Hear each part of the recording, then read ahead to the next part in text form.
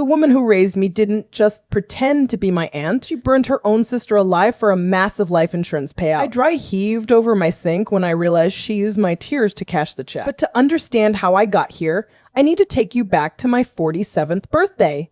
Topic Chapter 1. I spit into a plastic tube on my 47th birthday. 38 days later, that little vial of saliva proved the woman who raised me was a murderer.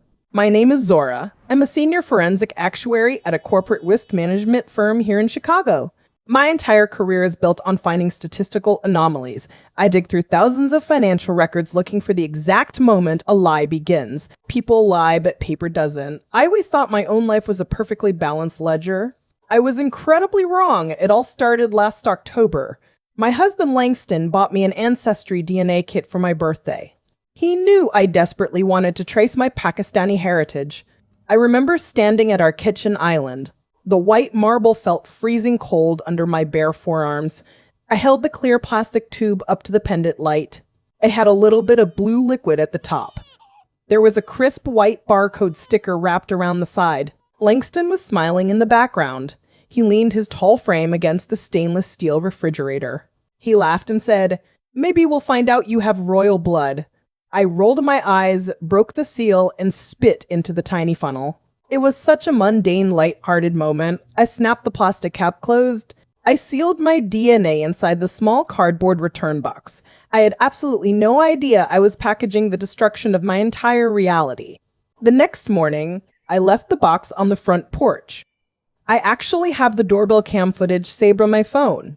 The digital timestamp on the video says October 14, 2023, exactly 09:14 a.m. The footage shows our mail carrier walking up the steps. He picks up the little square package. He tosses it casually into his bin and walks away. Gone. Just like that. While I waited for the laboratory results, my life went on as usual. I drove to my office in Skokie. I audited complex insurance claims. I had Sunday dinners with Samira. Samira is the woman who raised me. She always told me she was my maternal aunt. My biological parents supposedly died in a terrible house fire when I was 9 years old. I can still smell the burning wood from that night. Just the smell of a campfire makes my chest tight. After the fire, Samira took me in. Everyone in our extended family always talked about her incredible sacrifice. I hate that word. Sacrifice. Hearing it makes my skin crawl. Fast forward to a Tuesday morning in late November. I was back in my minimalist kitchen. The espresso machine was humming loudly on the counter. I was holding a warm ceramic mug in my left hand. My phone suddenly buzzed on the island. It was an email notification from Ancestry. The subject line read, "Your DNA results are ready." I set my coffee down next to the sink. I tapped the banner notification and the app quickly opened. The screen glowed brightly in the dim gray morning light. I scrolled right past the colorful ethnicity estimates. I went straight to the DNA matches tab. My breath instantly caught in my throat. Right at the top of the list was a 50% DNA match. The profile name attached to it was Samira Curry Hash 1956. I blinked hard, rubbing my eyes. I fully expected the relationship label to say aunt. It didn't. The bold black text on the glowing screen said parent/child. My hands went completely numb. A violent wave of creeping nausea hit the pit of my stomach. I gripped the sharp edge of the marble counter to steady myself. I read the word again. Parent. My actuarial brain started doing that thing where it frantically calculates the odds of an error. Could the software algorithm be wrong? Could a maternal aunt share exactly 50% of my genetic code? No. Statistically, an aunt shares roughly 25%. 50% is an absolute, undeniable biological anchor. It means exactly one thing. Why would a mother pretend to be an aunt for 47 years? Why would she invent a horrific story about a fire? My heart was hammering violently against my ribs. The coffee was still steaming next to my phone. I stared at the screen, waiting for the glitch to correct itself. But the math never lies. The woman who raised me wasn't my aunt. She was my mother. Top at Chapter 2. I dropped my phone onto the kitchen counter. The heavy ceramic mug next to it rattled. My stomach violently churned. I leaned over the cold stainless steel sink and dry heaved. Nothing came up. I turned on the faucet and splashed freezing water on my face. My hands were shaking uncontrollably. The Ancestry DNA results were still glowing brightly on my screen. Parent-child match. Samira. It was 8:14 a.m. on a Tuesday. Langston had already left for his downtown office. The house was completely silent. The hum of the refrigerator was the only sound. I was entirely alone with a truth that shattered my reality, and the woman who raised me had absolutely no idea I knew. I ripped a paper towel from the roll and wiped my mouth. I walked slowly down the hallway to my home office. My legs felt like lead weights. I knelt down on the hardwood floor. I pulled a thick, leather-bound photo album from the bottom bookshelf. Dust coated my fingertips. I sat cross-legged on the rug and opened the heavy cover. I flipped past the early years to the middle pages. The old plastic sleeves crackled loudly in the quiet room. I reached in and pulled out a faded Polaroid from 1986. It was a picture of me at 9 years old. I was standing on a slick, wet Skokie sidewalk. Directly behind me was the charred, smoking shell of my childhood home. The acrid smell of burning wood instantly flooded my memory. I remember that night in vivid, terrifying flashes. The intense heat baking the skin on my face. Orange flames reflecting harshly off the puddles on the pavement. The deafening overlapping sirens of 3 different fire trucks. A paramedic wrapping a heavy, scratchy wool blanket tightly around my shivering shoulders. My parents, Farah and Tariq, were trapped inside. They never made it out. I stared closely at the Polaroid in my trembling hands. Samira was standing right behind me in the frame. She was my mother's sister, my beloved aunt, or so I was told for 4 decades. In the photo, her hands are clamped down hard on my small shoulders. I always thought she was holding me together. I thought she was keeping me from collapsing. But looking at it now, with a forensic eye, her knuckles are stark white. It doesn't look like a comforting hug. It looks exactly like a physical restraint. And her face is completely chillingly stoic. There is not a single tear on her cheek. Her own sister was dead in the smoldering ashes, and Samira looked entirely bored. Samira took me in the very next morning. She played the tragic, heroic savior role perfectly to the community, but her house quickly became a fortress of irrational, suffocating rules. She claimed the horrific fire gave her severe, crippling PTSD. She aggressively banned anything that could produce a flame. We had a terrible electric stove. We never had a fireplace. There were absolutely no matches allowed in the house. During winter power outages, we sat in total darkness. She refused to let me light a single candle. If she even smelled faint smoke from a neighbor's backyard barbecue, she would frantically lock every window. I put the Polaroid down flat on my mahogany desk. I picked up my phone again and opened my home security app. I scrolled back through the archive footage to October 12th. It was just last month. The timestamp read 7:30 p.m. The camera angle showed Samira's living room. Langston had bought a single vanilla cupcake for her 67th birthday. He lit a tiny sparkler candle in the center of the frosting. The indoor camera caught her reaction in high definition. Samira didn't just blow the candle out. She violently swatted the cupcake off the glass coffee table. The pink frosting smeared deeply into the expensive Persian rug. She screamed at Langston to get out of her sight. I always thought her reaction was just untreated trauma. I made excuses for her erratic behavior my entire life. But now the cold, hard math was telling a completely different story. I sat back heavily in my office chair. The leather squeaked against the oppressive silence of the room. A cold, clammy sweat broke out on the back of my neck. What really caused the fire in 1986? I spent 38 years worshiping Samira for saving me from the ashes. I didn't yet realize she was the one who struck the match. I stayed in that squeaking leather office chair for another hour. My hands were pressed flat against the cool mahogany desk. Langston was already at his downtown office. I was completely alone in the house. The silence in the room felt suffocating. My actuary brain started building a risk model. People lie, but paper doesn't. I needed concrete paper trails. I needed to find original birth certificates. I needed to pull the 1986 Skokie fire reports, but first I had to rule out a statistical anomaly. The Ancestry app calculates relationships using shared centimorgans. Sometimes the algorithm misinterprets close relative DNA. I rubbed my aching temples. I convinced myself it was just a bizarre clerical error. It had to be a massive misunderstanding of genetic markers. But a cold memory kept flashing behind my eyes. It was the winter of 1992. I was lying in a hospital bed under harsh fluorescent lights. I needed an emergency appendectomy. Samira was arguing fiercely with the triage nurse in the hallway. She flat out refused to give blood for me. She claimed it was against her personal religious beliefs. I pushed that memory down deep. I told myself I was overthinking it. By Thursday afternoon, I was sitting in Samira's antique-filled living room. The grandfather clock ticked loudly in the corner. My purse was resting on the glass coffee table. I didn't realize the voice memo app was still running inside it. I accidentally recorded the whole thing. The audio file timestamp says November 2nd, 2023 at 14:15 p.m. I pulled my phone out of my jacket pocket. The screen lit up with a text message from Langston. It said, "Babe, did you ask her about the DNA thing yet?" I stared at those glowing words. The timestamp showed I had been hesitating for 20 minutes. I took a deep, shaky breath. Samira walked in carrying a heavy silver tray. She set down 2 delicate porcelain teacups. The Earl Grey tea smelled sharp and bitter. I took a slow sip from my cup. I kept my voice perfectly casual. I told her about taking the ancestry kit. I mentioned the weird parent-child match the app gave me. I expected her to laugh it off. I expected her to blame modern technology for the glitch. Instead, she dropped her teacup. The porcelain shattered violently against the hardwood floor. Hot tea splashed across the toes of my leather boots. Samira didn't even flinch at the boiling liquid. Her voice dropped a full, terrifying octave. She pointed a shaking finger directly at my face. She accused me of violating our sacred family privacy.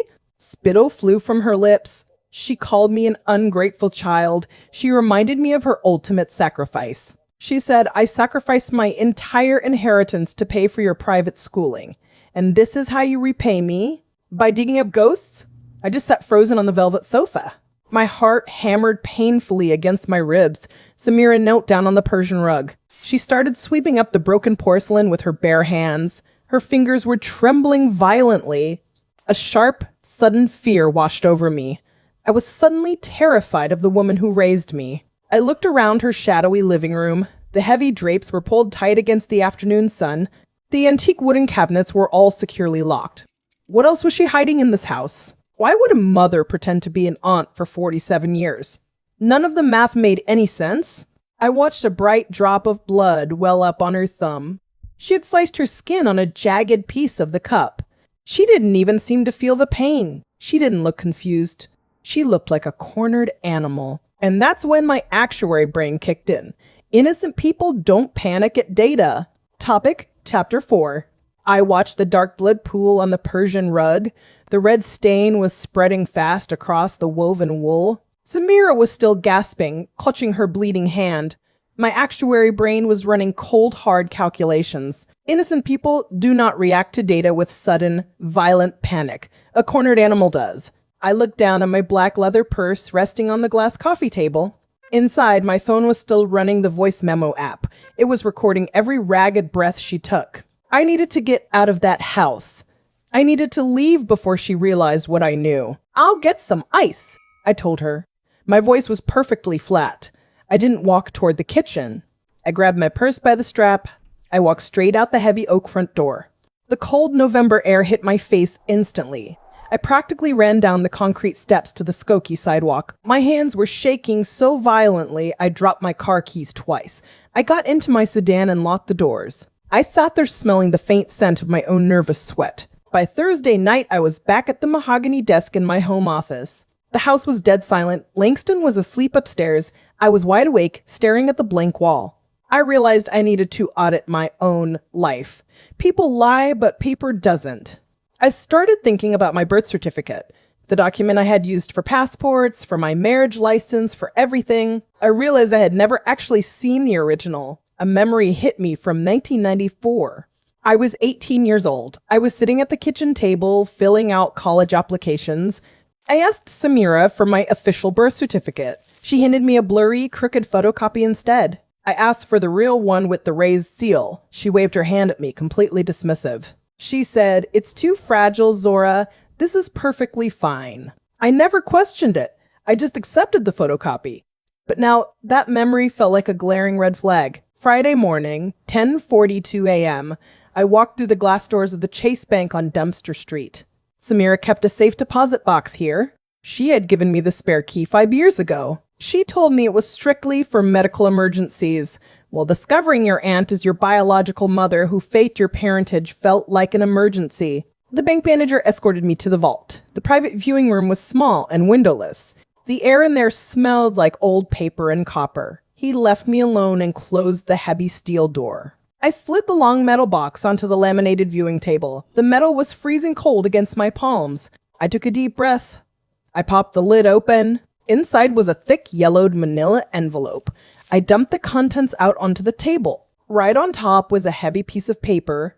It was my birth certificate. I picked it up. I ran my fingers over the raised, textured seal in the corner. The mother field clearly listed Farah. It matched the blurry photocopy perfectly. But I am a forensic actuary. I don't just look at the data. I look at the margins. I look at the metadata. Down in the bottom right corner, there was a tiny watermark. It was a state reissue date, October 14th, 1990. My heart hammered against my ribs. I felt completely nauseous. Farah died in the Skokie House fire in 1986. You cannot legally reissue a birth certificate with a dead woman's signature 4 years after she burns to death. I sat there in that sterile, brightly lit vault room. I covered my mouth with both hands. The security camera in the corner was definitely recording me having a breakdown. The math never lies. This official state document was a complete forgery. Why was my birth certificate forged in 1990? How did Samira legally adopt me if this paperwork was fabricated? My hands were trembling as I pushed the fraudulent paper aside. I dug deeper into the scattered pile on the table. The birth certificate was a fake. But beneath it was something worse, a crumpled medical bill from a Skokie women's clinic dated 9 months before I was born. And the patient's name was Samira. My stomach lurched. The crumpled medical bill shook in my hand. I looked up. The red light on the vault security camera was blinking directly at me. I had to get out of there. I carefully folded the forged 1990 birth certificate. I slid it and the clinic bill back into the thick manila envelope. I shoved the envelope deep into my black leather purse. I closed the long metal box. I walked out of the Chase Bank on Dempster Street. The cold November air hit my face. I got into my sedan. I just sat behind the steering wheel for 20 minutes. The math was spinning in my head. Patient Samira, a Skokie women's clinic. Exactly 9 months before my birth. People lie, but paper doesn't. By 5 o'clock that evening, I was pacing my living room. Langston was still at his downtown office. I called Samira. I told her to come over immediately. I didn't give her a reason. At 5:45 p.m., my heavy oak front door clicked open. Samira walked in. She was wearing her pristine beige trench coat. Her leather boots clicked against the hardwood floor. I didn't offer her tea. I just pulled the manila envelope from my purse. I dumped the contents onto the glass coffee table. The forged birth certificate landed next to the clinic bill. Growing up, I never saw my real birth certificate. Samira kept it locked away in her antique wooden cabinets. She only ever gave me blurry photocopies for school registration. Now I knew exactly why. I pointed at the papers on the glass. I asked her to explain the math. Samira stared at the coffee table. Her hands started to tremble. She didn't yell this time. She just collapsed onto my velvet sofa. She buried her face in her hands. She started to sob. It sounded like decades of pure exhaustion. She looked up at me. Her eyes were red and puffy. She said Farah couldn't have children. The words hung in the quiet room. She told me Farah was desperate for a baby. Samira was young, single, and reckless. She got pregnant by accident. In our strict Pakistani community, an unwed pregnancy was a total disgrace. They made a secret pact. Samira would give the baby to Farah. Farah would raise me as her own. It was a sacrifice to save the family's honor. My mind instantly flashed back to 1984. I was 8 years old. Farah was rocking me to sleep in my childhood bedroom. I could still smell her sweet jasmine perfume. I remembered the exact warmth of her hug. She used to whisper in my ear in the dark. She called me her miracle baby. It all made terrifying, beautiful sense. Samira reached into her black leather purse. She pulled out a folded piece of stationery. It was a handwritten note. The paper was yellowed and stained with old tears. She handed it to me. I recognized Farah's elegant cursive immediately. The letter said, "Thank you for giving me the gift of motherhood, Samira." My throat tightened. I felt a hot tear roll down my cheek. I asked her about the forged birth certificate. Why was the state reissue watermark dated October 14th, 1990? She wiped her eyes with a crumpled tissue. She said it was to protect me. After Farah and Tariq died in the 1986 fire, I was legally an orphan. Samira said she panicked. She paid someone to forge the 1990 document. She had to officially list herself as my mother on paper. It was the only way to keep me out of the state foster care system. I felt a massive wave of guilt. I had suspected this woman of murder. Instead, she was a terrified young mother who sacrificed everything. I sat down next to her on the velvet sofa. I wrapped my arms around her. I held the woman who birthed me. I cried right into her shoulder. By 6:20 p.m., she was gone. I checked my doorbell cam footage. It showed Samira walking down my front porch steps. She was wiping her eyes with a tissue. She looked like a broken, grieving sister. I was emotionally drained. I left the documents on the glass coffee table. Langston got home 20 minutes later. He dropped his car keys on the kitchen counter. He walked into the living room. He saw my red eyes. He looked down at the coffee table. He picked up Farah's handwritten letter. I fully believed her beautiful, tragic story, until Langston pointed out the date on the letter. Topic Chapter 6. Langston's finger tapped the top right corner of the yellowed paper. "Zora, look at this logo," he said. I leaned over the kitchen island. The granite was cold against my bare elbows. The letterhead was faded, but the embossed words were clear. Oakton Plaza Hotel. Langston pulled his iPad across the counter. The screen glowed brightly in the dim kitchen. He had pulled up a Wikipedia page. "Read the history section," he said quietly. I squinted at the digital text. The page detailed the hotel's history. My eyes landed on the grand opening date, March 14th, 1989. I stared at that date, March 14, 1989. My brain stopped working for a full 10 seconds. I could hear the refrigerator humming in the background. Farah died in the Skokie House fire in 1986.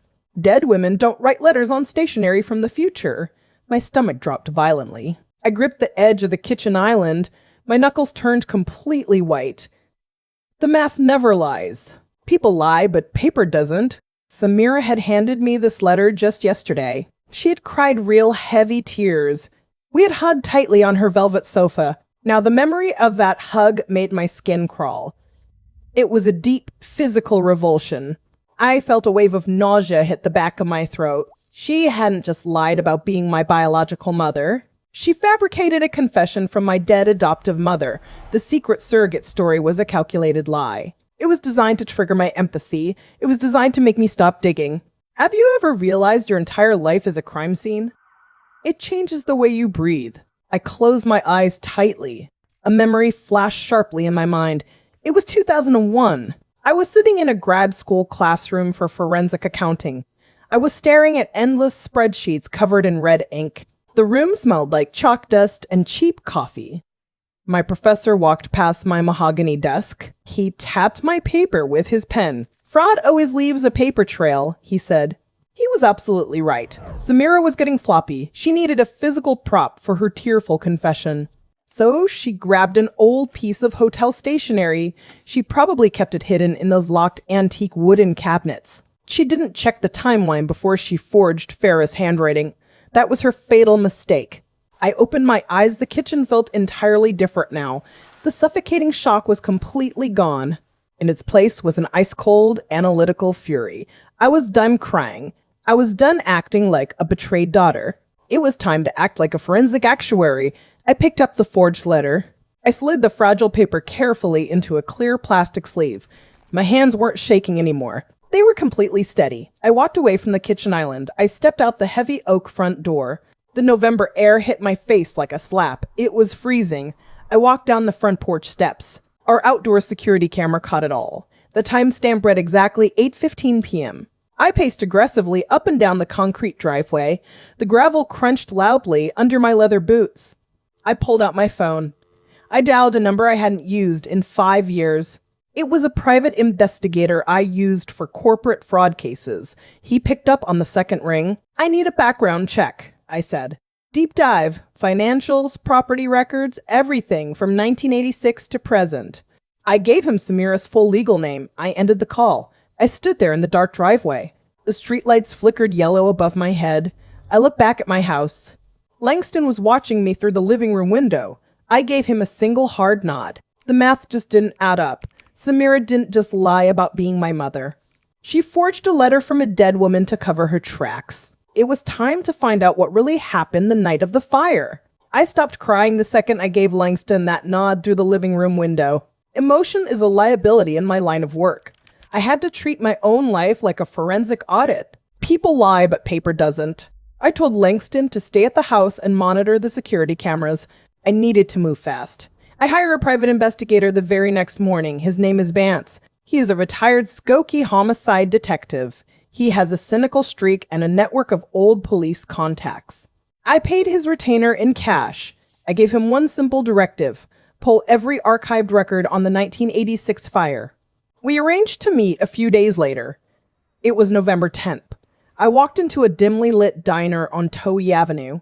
The clock above the rotating pie case read 1005 p.m. The diner smelled heavily of stale coffee and fried onions. I slid into a cracked red vinyl booth in the back corner. Vance was already there. He slid a thick, dusty manila folder across the laminated table.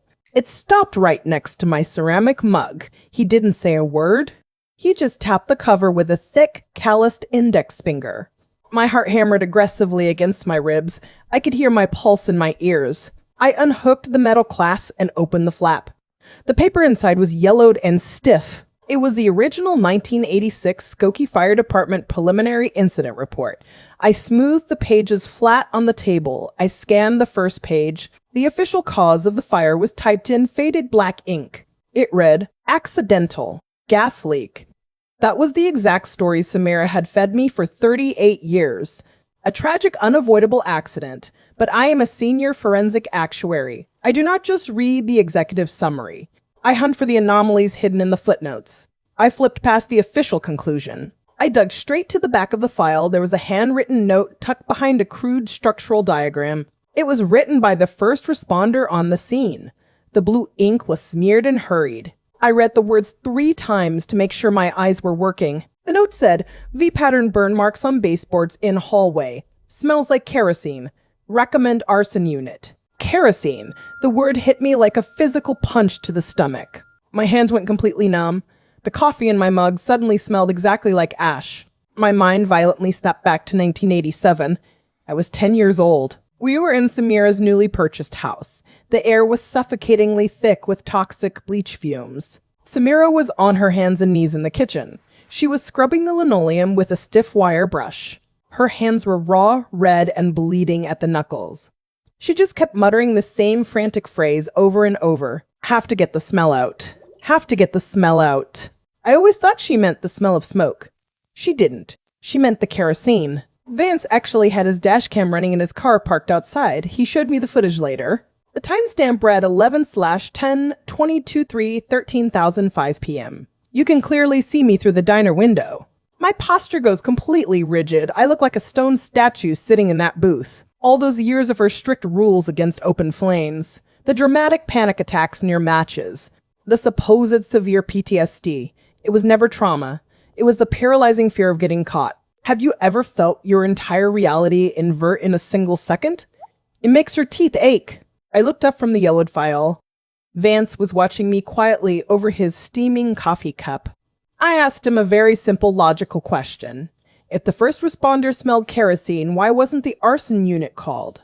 Vance set his mug down on the table. He reached across the laminated surface. He flipped to the final page of the official report. The arson unit was never called. The entire case was permanently closed in exactly 48 hours. I asked Vance why they shut it down so fast. He didn't say a word. He just pointed a thick finger at the signature of the closing officer. I stared at the name Vance's thick finger was tapping on the 1986 incident report. Officer Thomas Miller. My stomach dropped. I knew that name. He was the closing officer who ruled the kerosene fire a tragic gas leak. I thanked Vance, grabbed the photocopies, and practically ran to my car. The drive home was a blur. My hands gripped the steering wheel so tight my knuckles ached. By Friday evening, my home office looked like a forensic war room. Langston was downstairs in the living room.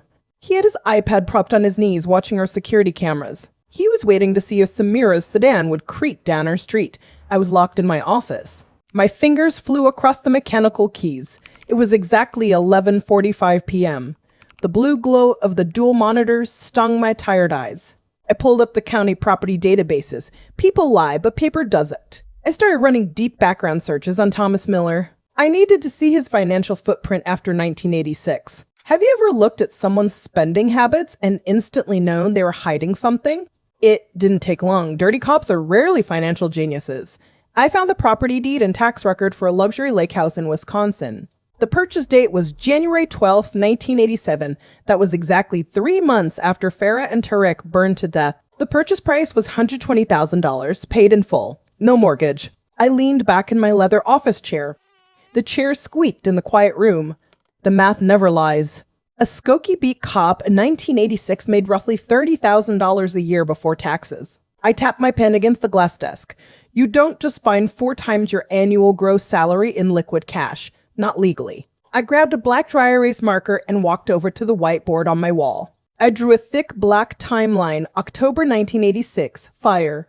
November 1986, case closed. January 1987, lake house bought. My hands were perfectly steady. The cold, calculating satisfaction of a forensic actuary was taking over. I stepped back and looked at the board. The sharp chemical smell of the marker filled the room. Miller was paid off. The timeline was indisputable. But to understand the mechanics of the bribe, I had to look at the timeline of my own life. Samira always kept my birth certificate locked in her antique wooden cabinets. She only ever gave me blurry photocopies for school registration. Now, I knew why. The original was a state-issued forgery from 1990. But the fire was in 1986. How did she keep me out of the system for 4 years? A memory hit me so hard, my knees actually buckled. I had to grab the cold edge of my mahogany desk to stay standing. It was 1987. I was 10 years old. Samira took me to a dusty lawyer's office in downtown Chicago to sign guardianship papers. I remember sitting in a stiff, oversized leather chair. The room smelled like stale cigar smoke. There was a fat man in a cheap brown suit sitting behind a massive desk. Samira reached into her black leather purse. She pulled out a thick manila envelope and slid it across the wood. It was packed with cash. I saw the thick green stacks through the unsealed flap. That lawyer wasn't filing legal adoption papers. He was processing a shadow guardianship. I rubbed my temples, feeling a dull headache forming. The 1990 birth certificate forgery came later to make the theft of my life permanent. And standing there in my office, it finally clicked. The ultimate sick twist of Samira's surrogate story. Farah wasn't infertile. I stared blindly at the glowing monitors. Samira had me out of wedlock and dumped me on her sister to avoid the family shame. Then, 9 years later, she decided she wanted me back. I felt a wave of pure nausea hit my stomach. She murdered the sister who actually raised me just to collect a massive payout. I walked back to my desk and stared at the Wisconsin property deed on my screen. A beat cop doesn't suddenly have $120,000 in cash in 1987. He was bribed, which meant I needed to find out who had recently come into a massive amount of liquid capital. Topic Chapter 9. I needed to find the source of the bribe money. Officer Miller didn't buy a luxury lake house with his police salary. Someone handed him a massive pile of liquid cash in January 1987. I sat on my living room sofa staring at my laptop screen. It was Friday night, just before midnight. Downstairs, Langston was locked in his home office. He had the outdoor security camera feeds pulled up on his dual monitors. He was watching the street, waiting for Samira's sedan to creep past our driveway. We were treating our home like a fortress, but walls don't win wars. I needed ammunition. People think murder is about passion or rage. In my line of work, it's almost always about arithmetic. If Samira paid off a closing officer and a shady lawyer, she needed capital. Massive, untraceable capital. As a senior actuary, I know exactly where dead people leave their money. Life insurance. I logged into my firm's secure corporate portal. I'd pulled my adoptive parents' social security numbers from my encrypted drive. Then I leveraged my industry credentials. I filed a legal subpoena directly with the Medical Information Bureau archives. I requested every historical life insurance claim tied to Farah and Tariq. Then the waiting began. For 14 agonizing days, I lived in a state of suspended animation. I went to my office in Skokie. I drank my Earl Grey tea from a paper cup. I smiled at my colleagues in the break room. But my brain was constantly running calculations. Every evening I drove home and immediately locked the heavy oak front door. Langston checked the perimeter every single night. We barely slept. The air in her house felt heavy and suffocating. The wait finally ended on a Sunday morning, November 26th, 2023. It was exactly 8:12 a.m. I was standing at my kitchen island. The espresso machine was humming loudly. I held a hot ceramic mug of coffee in my right hand. My phone vibrated against the cold granite counter. It was a secure email notification. The sender was the MIB registry vault. My pulse instantly hammered in my throat. I set the phone down. I opened my laptop and typed in my decryption key. My hands hovered over the keyboard. A vivid memory suddenly hit me. It was the late summer of 1986. I was sitting at a sticky Formica dining table. Samira was screaming into a yellow rotary phone mounted to the kitchen wall. There was a thick stack of pink collection notices spread out on the counter. She was completely broke. She couldn't even afford my new school shoes that year. I remembered the smell of cheap cigarettes and her desperate, furious voice. I pushed the memory away and clicked the encrypted PDF attachment. The scanned document loaded on my screen. It had a faded 1986 watermark from a major underwriter. I expected to see a standard $50,000 burial policy. That was completely normal for a young working-class couple in the 80s. I scrolled down to the payout summary box. The typed numbers blurred for a second. I blinked hard, leaning closer to the glowing screen. The policy on Farah's life wasn't $50,000. It was for $750,000 in 1986 dollars. I felt the blood drain from my face. I scrolled further down the scanned page. My eyes locked onto a specific rider clause in the fine print. Double indemnity. In the insurance world, that means the payout automatically doubles in the event of an accidental death, like a tragic house fire caused by a gas leak. $1.5 million, total liquid cash, tax-free. My fingers went completely numb. The ceramic mug slipped right out of my hand. It shattered violently against the white kitchen floor tiles. Hot coffee splattered across my bare ankles. I didn't even flinch. I just stood there, staring at the screen. My indoor security camera caught the whole thing. A 47-year-old woman, frozen in a puddle of brown liquid and broken clay. The math was finally screaming at me. My parents were young immigrants. They didn't have that kind of money to pay those massive monthly premiums. But the most damning part wasn't the total amount. It was the name typed on the beneficiary line. The hot coffee was seeping through my wool sock. The dark roast smelled like burnt earth. The ceramic shards of my favorite mug were scattered across the hardwood floor. I didn't care. I couldn't peel my eyes away from the glowing dual monitors on my mahogany desk. Line 4B. Primary beneficiary. Not Tariq, the loving husband. Not me, her supposedly cherished daughter. The name typed in crisp 1986 pica font was Samira, my biological mother. The woman who, just weeks prior to the fire, had been completely broke. My hands were trembling as I scrolled down to page 14 of the encrypted PDF. I needed to see the premium schedule. How did young, struggling immigrant parents afford a massive $750 million policy? They didn't. The premium was paid in cash upfront for the entire year. The receipt listed the pair as Samira. I felt a cold bead of sweat roll down my spine.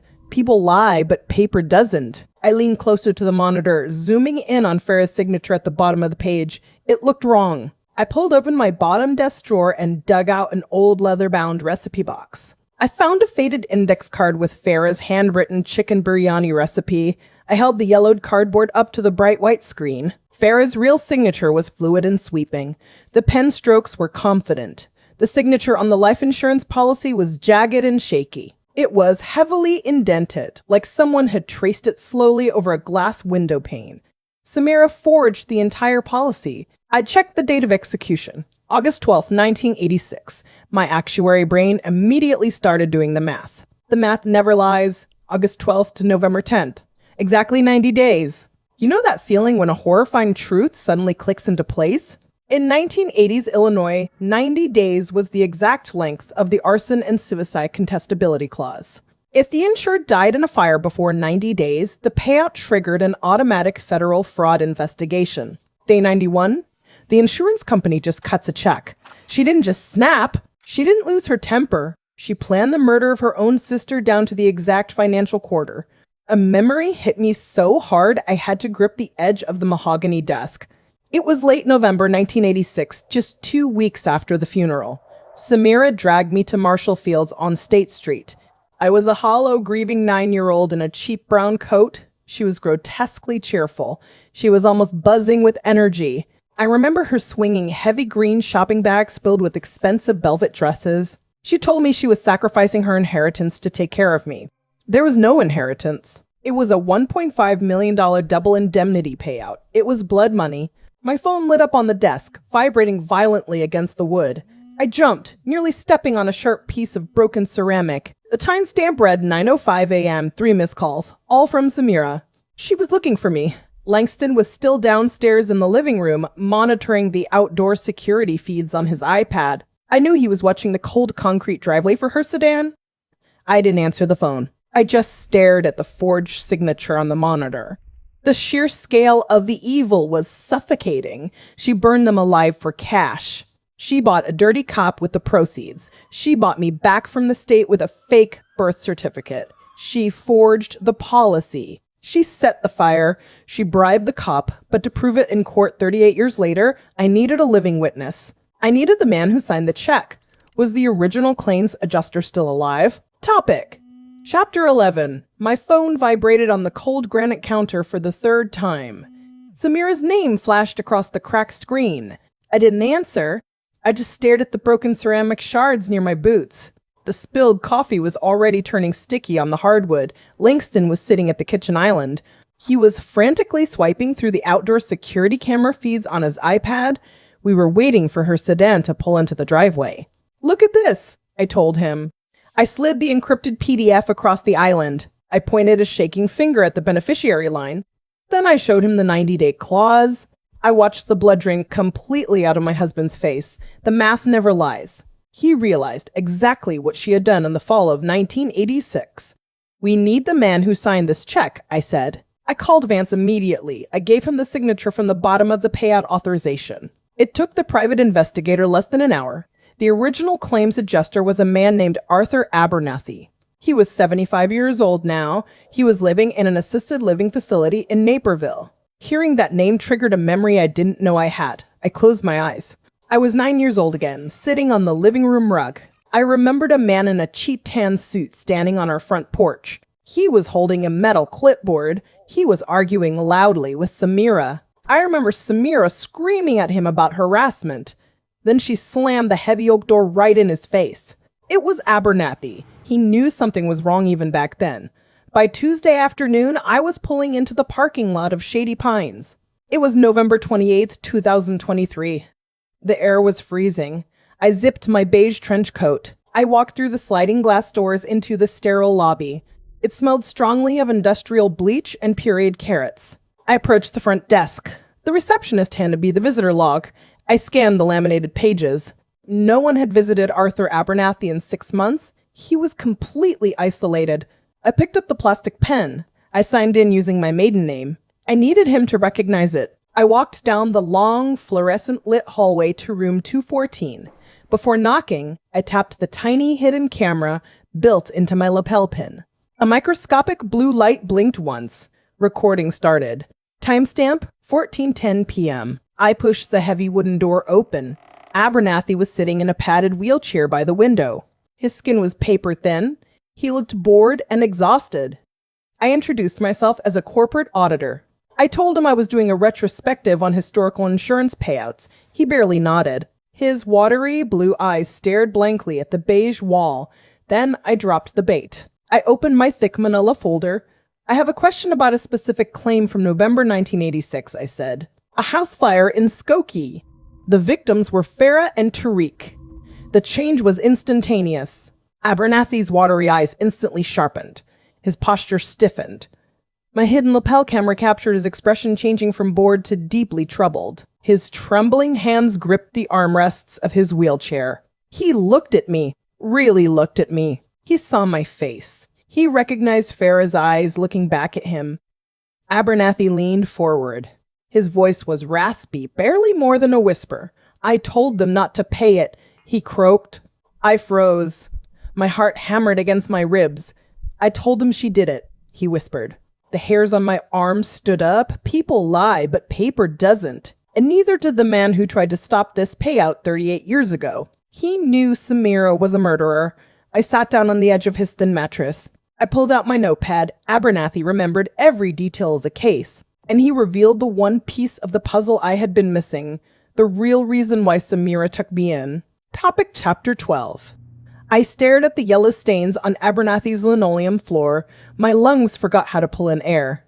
The cramped room suddenly smelled sharply of antiseptic and old peppermints. I was gripping my legal notepad so tight the cardboard backing snapped in half. Abernathy coughed into a crumpled tissue. He adjusted his weight on the thin mattress. He looked me dead in the eye. He said, "We were going to deny the claim, Zora." He told me the fraud department had the Skokie fire flagged by day 3. The V-pattern burns were obvious. The kerosene residue was undeniable. The timing of the policy execution was a massive red flag. "We had her," he wheezed, his voice rattling in his chest. "We were actively drafting the denial letter." The math wasn't adding up. If they had the proof, why did they pay out $1.5 million?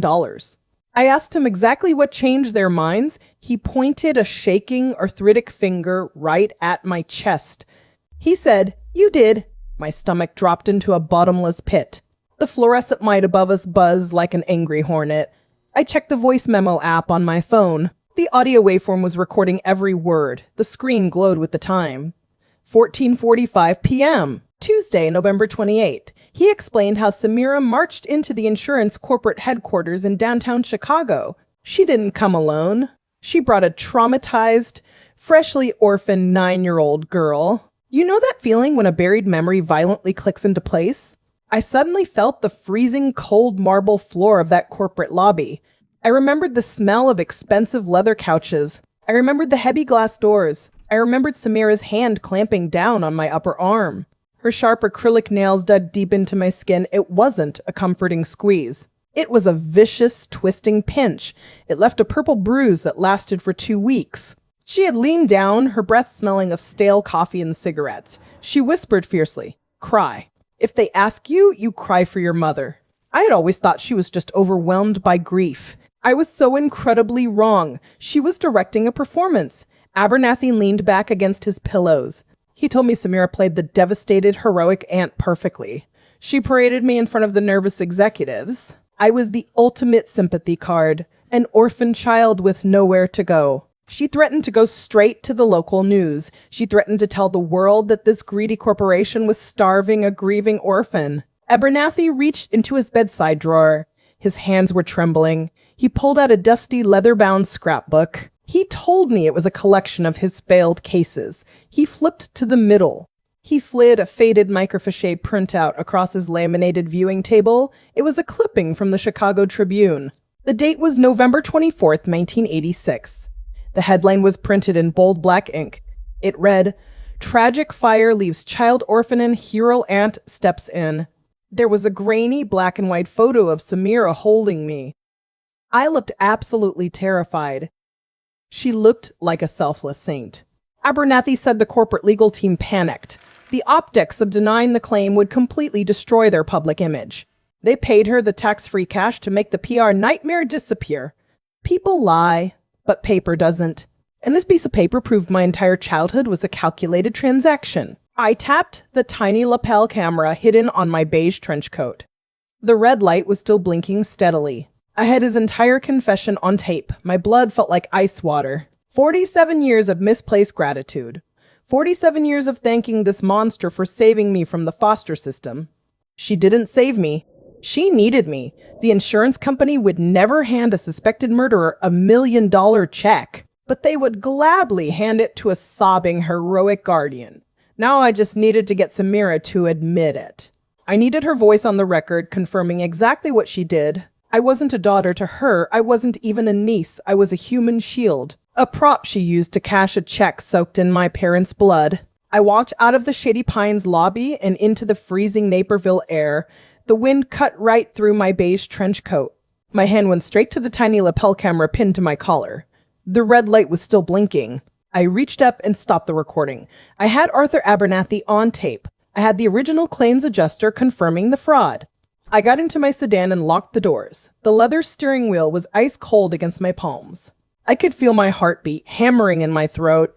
I pulled my phone from my purse and called Langston. He picked up on the first ring. I said, I have the how, no, I need the why. Langston's voice was tight. He told me Vance had just emailed a new encrypted drive. The private investigator had finally cracked the 1985 bankruptcy filings. By the time I pulled into my concrete driveway in Skokie, it was past midnight. The house was completely dark except for one window. Langston was waiting for me in my home office. I walked inside and dropped my keys on the granite kitchen island. I went straight down the hall. The glow from my dual monitors lit up Langston's face. A fresh mug of black coffee sat on my glass desk. I sat down in my squeaking leather chair. I opened Vance's file. It contained hundreds of scanned microfilm copies. They were Samira's bank ledgers from 1985. The math never lies. People lie, but paper doesn't. I booted up my forensic accounting software. I started feeding the 1985 data into a fresh spreadsheet. It was a financial bloodbath, bounced checks from a failed textile import business, massive, erratic cash withdrawals from random ATMs. Peak collection notices were scanned into the PDF, legal judgments from the county court, and then the underground gambling debts. My stomach turned over. I took a sip of the scalding coffee to ground myself. The bitter liquid burned my tongue. By October 1985, Samira wasn't just broke. She was drowning. I highlighted the final ledger balance. It was negative $740,000. Suddenly, a memory hit me. A memory from 1985, back when I lived in that cramped apartment with her. It was late at night. The radiator was hissing in the corner. I was huddled on a thin mattress on the floor. Heavy fists pounded on our heavy oak door. The wood frame actually rattled. Men in cheap suits were yelling in the hallway. I could smell stale cigarette smoke seeping under the door crack. I could see their shadows blocking the hall light. Samira was crouching in the dark kitchen. Her hand was clamped tightly over my mouth. She wasn't breathing. Her fingernails were digging into my cheek. I always thought they were aggressive landlords. They weren't. They were debt collectors for the Chicago mob. They were going to kill her. She needed a miracle. Or more accurately, she needed a sacrifice. I stared at the spreadsheet on my left monitor. I created a new column. I typed in the life insurance payout amount. $750,000. I moved to the next cell. I subtracted her total debt. $740,000. I hit the enter key. The cell populated with the net profit. $10,000. I couldn't breathe. My hands would completely numb on the keyboard. The screen blurred for a second. Farah and Tariq didn't die because of a tragic accident. They didn't die out of twisted sibling jealousy. They burned to death to clear a balance sheet. 2 human lives, liquidated for a $10,000 profit margin. I was just a convenient prop. A weeping orphan used to speed up the claims process and avoid suspicion. I'd push my chair back. The wheels scraped loudly against the hardwood floor. I stood up. The room felt unsteady beneath my boots. Langston watched me from the doorway. His arms were crossed over his chest. He asked me what I found. I pointed a shaking finger at the glowing spreadsheet. I said, she sold them. The picture was finally complete. I had the motive. I had the means. I had the paper trail. But paper doesn't put a 68-year-old woman in prison for a 38-year-old crime. I needed a confession. I needed her to say it out loud. So I invited her over for Thanksgiving. Langston took the kids to his mother's house at 10 in the morning. I stood in the doorway and watched his taillights disappear down the street. The house went completely, suffocatingly quiet. It was Thanksgiving Day, November 23rd, 2023. The house smelled like roasted turkey and sage, a perfectly normal holiday. Except for the poison I was about to serve. I walked into my formal dining room. The mahogany table was bare. I spent my entire childhood learning how to set a table for Samira. I remember Thanksgiving in 1990. I was 10 years old. Samira made me use a yellow measuring tape to space the salad forks. Exactly 2 inches from the edge of the table. If I smudged a crystal water glass, she slapped the back of my hand. Hard. The sting would radiate all the way up my forearm. She demanded absolute perfection. Today, I was going to give her exactly that. I opened the heavy cardboard box Langston had brought up from the basement. I didn't buy linen placemats this year. I went to FedEx and had my evidence files laminated. I took out the first heavy plastic sheet. It was a 1986 Skokie Fire Department preliminary incident report. I placed it exactly where Samira's plate would go. Next to it, I set down the forged 999 birth certificate. The state reissue watermark caught the light from the window.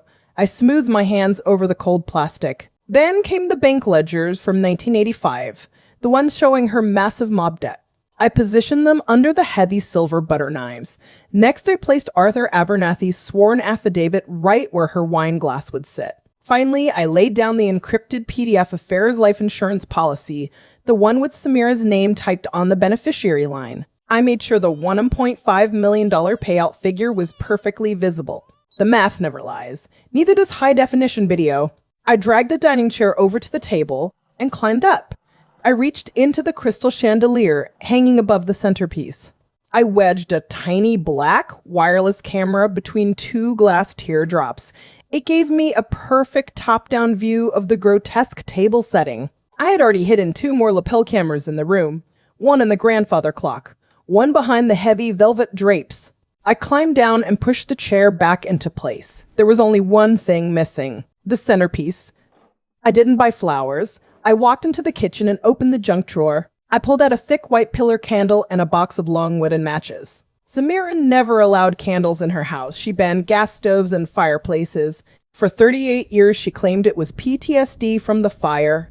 It wasn't. She wasn't traumatized by the flames that killed my mother. She was absolutely terrified of accidentally leaving evidence of her own arson methods. The smell of burning wood was her guilty conscience. I carried the candle back into the dining room. I placed it dead center on the mahogany table. Right above the laminated arson report, I pulled a long wooden match from the box. I struck it against the rough cardboard strip. The sharp smell of sulfur hit the back of my throat. I touched the flame to the wick. The fire flared up, casting a warm, flickering glow over the murder evidence. I checked my phone. It was 3:45 p.m. My hands were freezing cold. My heart was beating so hard I could feel it in my teeth. I walked down the hall to my home office. I sat down in my squeaking leather office chair. I pulled up the live security feeds on my dual monitors. The camera in the chandelier was recording perfectly. The audio was crystal clear. I just sat there watching the candle burn on my screen. The digital clock on my monitor turned to 400. At exactly 4:00 a.m., the doorbell rang. I smoothed my dress, took a deep breath, and went to welcome the murderer into my home. Topic Chapter 15. I turned the brass knob and pulled open the heavy oak front door. Samira was standing on my porch in a beige trench coat. She was holding a freshly baked pecan pie in both hands. She smiled at me. It was the same warm maternal smile she had used for 47 years. I didn't smile back. "Come in," I said. I stepped aside to let the cold November air into the hallway. She crossed the threshold. The smell of cinnamon and baked sugar filled the space. It made my stomach turn. I closed the door behind her. The deadbolt clicked into place with a loud metallic snap. "The table is set in the formal dining room," I told her. I gestured down the hall. She walked ahead of me. Her heels clicked in a steady rhythm against the hardwood floor. I followed her into the dining room. The crystal chandelier was deliberately turned off. The only light came from the center of the long mahogany table. I had lit a thick white pillar candle. The smell of the burning wick drifted toward me. My chest tightened instantly. Samira froze in the doorway. Her shoulders went completely rigid. For 38 years, open flames were strictly forbidden in her presence. She always claimed it was severe PTSD from the 1986 fire. I knew the truth now. It was the paralyzing terror of a guilty arsonist. Her eyes locked onto the flickering flame. "Zora, put that out," she whispered. Her voice was trembling. I ignored her. I walked past her and stood by my chair at the head of the table. "Take a seat, Samira." She finally looked down at the table setting. She didn't see linen placemats. She saw 5 laminated documents arranged perfectly on the dark wood. The 1986 Skokie Fire Department Preliminary Incident Report, the forged 1990 birth certificate, the 1985 bank ledger showing her mob debt, Arthur Abernathy's sworn affidavit, the encrypted PDF of Farrah's life insurance policy. Her hand started to shake violently. The glass pie dish slipped from her grip. It hit the hardwood floor and shattered. Sticky pecan filling and broken glass splattered across the Persian rug. My hidden bookshelf camera captured the exact moment. The timestamp was exactly 4:12 p.m. Her eyes darted wildly around the dim room. She spun around to look at the heavy oak dining room doors. I stepped forward and turned the brass lock on the doors. We were sealed inside. I walked back to the head of the table. I sat down in my squeaking leather chair. I picked up my crystal wine glass. I took a slow, deliberate sip of Cabernet. Samira was hyperventilating now. Her chest heaved under her beige coat. "The math never lies, Samira," I said quietly. My voice was perfectly steady. "People lie, but paper doesn't." She stared at me. Her mouth opened and closed silently like a suffocating fish. "You were drowning in 1985, I told her. $740,000 in underground gambling debt. I pointed to the laminated bank ledgers. The mob was banging on your apartment door. I took another sip of wine. "So you took out a life insurance policy on my mother." I tapped the laminated policy document. $750,000, double indemnity for accidental death, a neat $1.5 million in tax-free liquid cash. Samira backed up until her shoulders hit the locked door. "You poured kerosene in that house," I said. "You timed it for exactly 90 days after the policy execution. You bypassed the automatic federal fraud investigation. You bribed Officer Miller with a luxury lake house to cover it up." My mind flashed back to Farrah's funeral in 1986. I remembered the 2 closed caskets at the front of the room. I remembered Samira wailing loudly for the crowd. She'd squeezed my 9-year-old shoulder so hard it bruised. She was using my tears to sell her performance. I reached into my dress pocket. I pulled out the faded 1986 Polaroid of the burnt Skokie house. I slid it across the smooth mahogany table. It stopped right next to the shattered pie glass. "You sacrificed your own sister to clear a balance sheet," I said. Hearing myself say the word sacrificed out loud triggered something deep inside me. A cold, blinding rage finally broke through my clinical detachment. "And you kept me as a prop to extort the insurance executives." The room was dead silent except for her ragged breathing. The hidden lapel camera on my dress was capturing every second. I had her completely cornered. The physical and psychological trap was flawless. Every piece of data pointed to her guilt. I expected her to deny it. I expected her to cry, to play the victim like she had for 38 years. But the mask finally slipped, and she did something much worse. Chapter 16. The glass pie dish was still in pieces on the hardwood floor. Thick pecan filling oozed slowly into the vintage Persian rug. Samira was on her knees in the center of the room. She was hyperventilating so hard her frail shoulders shook. I didn't move a single muscle. I just sat at the head of the long mahogany table. My hidden lapel camera was recording every single desperate gasp. Then the hyperventilating stopped. Gone. Just like that. It was like someone flipped a mechanical switch inside her brain. Samira slowly stood up. She dusted off her heavy velvet skirt. She looked down at the laminated evidence files resting on her linen placemat.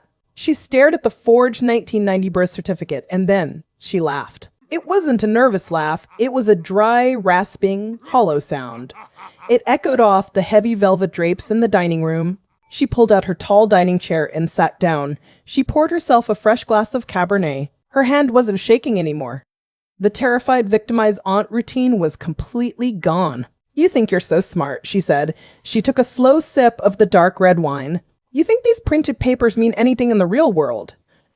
I slipped my right hand under the heavy table. My smartphone was resting face up on my lap. I unlocked the screen by touch. I opened my encrypted message thread with Detective Vance. I typed out a text under the table. It just said, "She's talking. Come in." I hit send. Samira leaned forward over the table. Her face hovered right over the thick white pillar candle.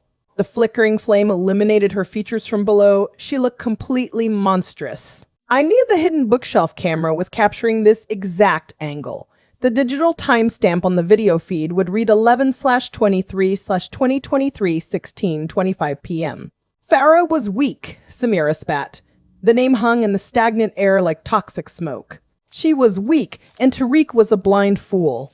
She picked up the laminated 1986 Skokie Fire Department incident report. She tapped her manicured nail against the handwritten word, arson.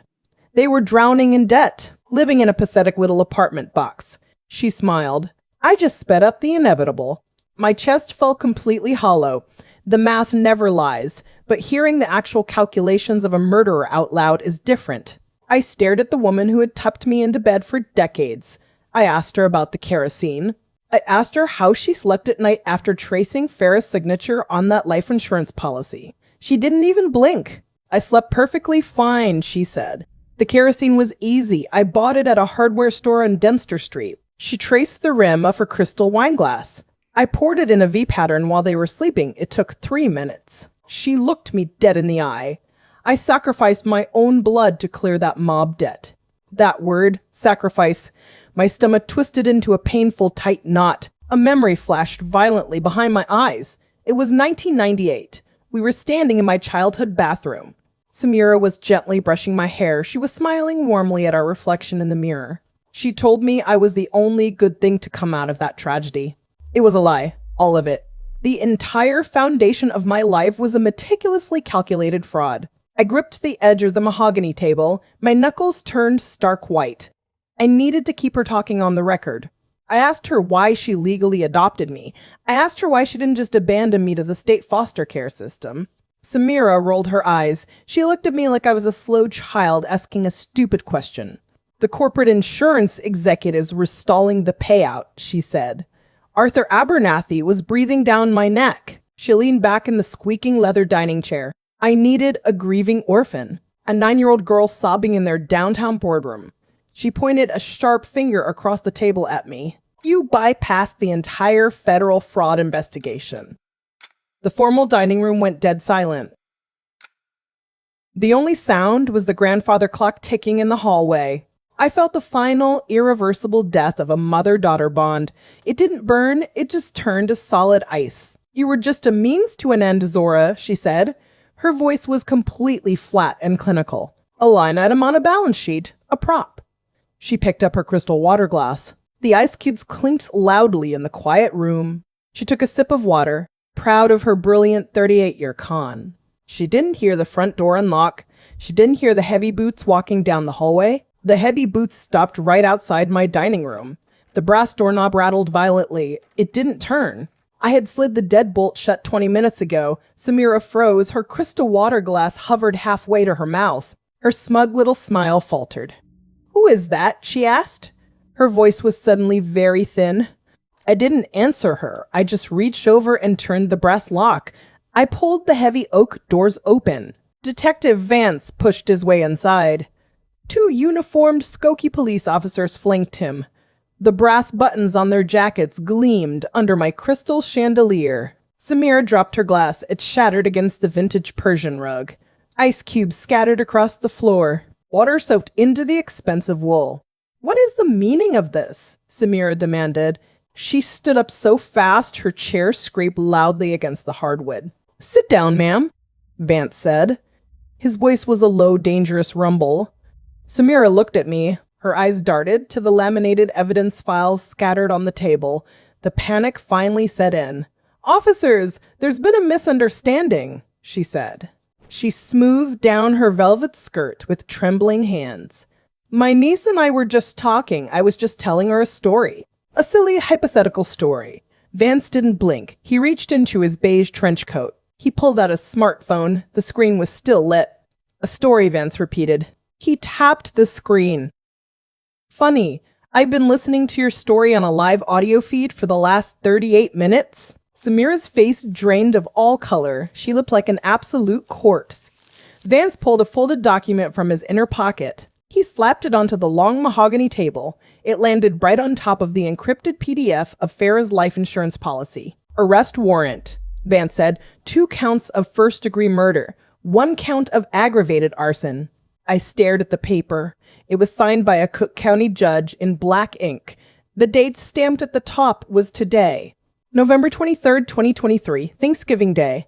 The 2 uniformed officers stepped forward. They grabbed Samira's arms. She tried to yank away, but they were too strong. They twisted her wrists behind her back. The metallic click of the handcuffs echoed in the silent room.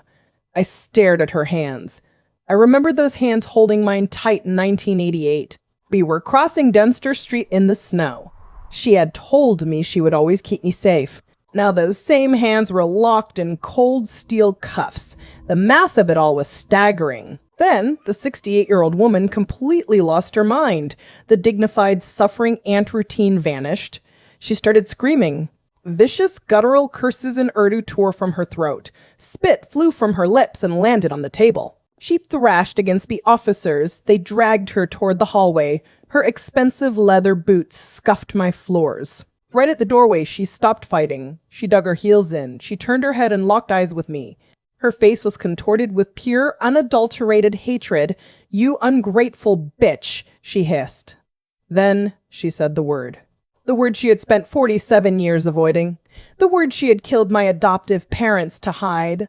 "I am your mother. You are my daughter." My chest went completely hollow. I didn't feel anger. I didn't feel sadness. I just felt like solid ice. "You're a line item," I said, "and your account is closed." They pulled her out the front door. I followed them onto the porch. The freezing November air hit my face. It was exactly 16:40 p.m. I checked my phone. The doorbell cam app was actively recording. I watched the live feed on my screen. The officer shoved Samira into the back of the police cruiser. Her perfectly pinned chignon had completely fallen apart. Gray hair hung wildly in her face. The heavy car door slammed shut. I stood in my concrete driveway. Langston came out of his office. He wrapped a heavy wool blanket around my shoulders. I didn't say a word. I just watched the police car pull out into the street. The red and blue flashing lights reflected in my living room window. They disappeared around the corner. The street went dark again. A profound, suffocating emptiness settled into my bones. 38 years of lies. $1.5 million in blood money. It was finally over. There is no statute of limitations on murder in Illinois. The woman who gave birth to me would die in a concrete cell. But there was one last thing I had to do. I stood in my doorway and watched the taillights fade. The police cruiser disappeared around the corner of my street.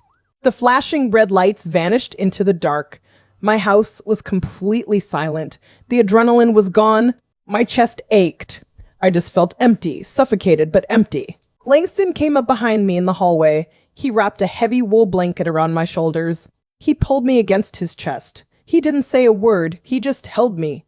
We stood there on the cold porch for a long time. The Thanksgiving turkey was still sitting on the granite kitchen island inside. The monster was finally gone. She was sitting in a concrete cell downtown. But there was one last thing I had to do. A week passed. It was Friday morning, December 1st. The air in Skokie was bitter cold. I drove my sedan through the iron gates of Memorial Park Cemetery. The heater was blasting, but I still felt frozen. The tires crunched over the frosted gravel. I parked near the eastern ridge. I turned off the engine and gripped the leather steering wheel. My hands were shaking, but not from fear. On the passenger seat sat a massive bouquet of white jasmine. It was Farrah's favorite flower. I picked it up. The sweet scent filled the cold car. It smelled like safety. I stepped out into the freezing wind. My boots crunched on the dead leaves. I walked across the frozen grass. I stopped in front of a double headstone of gray granite. Tariq and Farrah, I knelt down on the hard ground. The frost seeped through my jeans. I traced the carved letters of Farrah's name with my bare fingers. The stone was freezing. I closed my eyes. A memory hit me, sharp and clear. It was 1986, the night before the fire. I was tucked under my heavy quilt in my childhood bedroom. Farrah sat on the edge of my bed. She smelled just like this jasmine. She smoothed my hair back. She kissed my forehead. She whispered, "You are my heart, Sora." She didn't give me my DNA, but she gave me my life. Motherhood isn't about biology, it's about sacrifice. I opened my black leather purse. I bypassed my wallet and pulled out a thick stack of stapled paper. It was a court petition for a legal name change. When I was a teenager, I took Samira's maiden name. I thought I was honoring my hero aunt. I was actually branding myself with a murderer's legacy. Every time I signed a check, I was honoring a killer. Not anymore. I stared at the legal document in my cold hands. The ink was fresh. I am dropping her name entirely. I am taking Farrah's. I am changing my medical records, my bank accounts, everything. The paperwork gets filed on Monday morning at the county courthouse. I pulled my smartphone out of my coat pocket. My fingers were numb from the wind. I opened the camera app. I snapped a simple photo of the gray granite headstone. The white jasmine rested beautifully against the base. I opened my Facebook page. The timestamp at the top of my screen read December 1st, 2023 at 10,000 a.m. I uploaded the photo. I stared at the blinking cursor. I typed 4 words into the caption box. "Rest in peace, Mom." I hit post. I watched the little blue loading bar disappear. The screen refreshed. Gone. Just like that.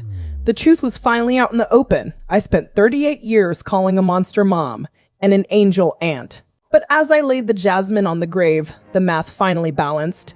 I was exactly where I was supposed to be. This is my story. It took me 47 years to uncover the truth. Where are you watching this from right now? What time is it there? Drop a comment down below. I promise you, I read every single one. If this story hit you, drop a like. Hit that subscribe button if you want to hear more of my forensic deep dives. And make sure you turn on notifications. Hit that bell. You never know what the paper trail will reveal next. People lie, but paper doesn't.